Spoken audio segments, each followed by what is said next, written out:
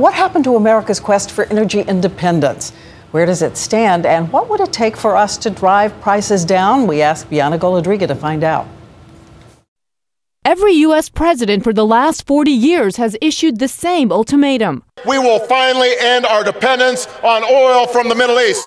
End America's excessive dependence on foreign oil. So how much have we cut our dependence on foreign oil?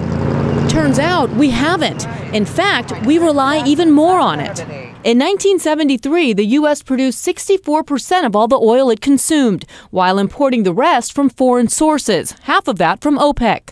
In 2010, 61% of the oil we consumed came from overseas, while our piece of the pie shrank to less than 40%.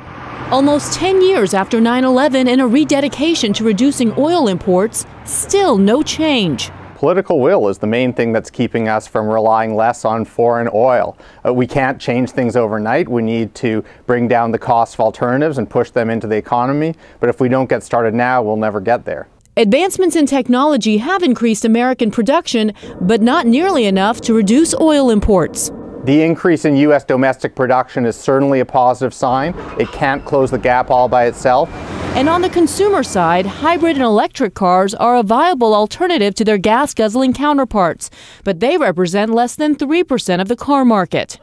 In order to make a significant dent in our demand for foreign oil and therefore reduce gas prices, those cars would have to make up 20% of the market.